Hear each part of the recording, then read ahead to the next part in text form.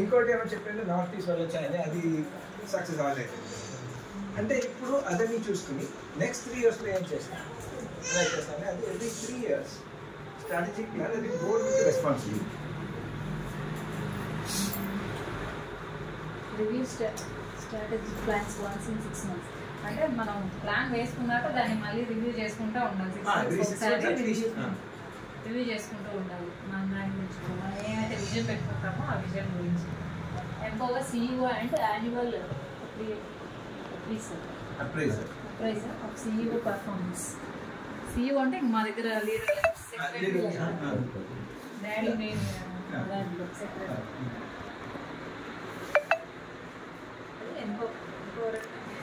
అంటే సపోర్ట్ చేయాలి, వాళ్ళకున్న ఐడియాస్ మనం సపోర్ట్ చేయాలి.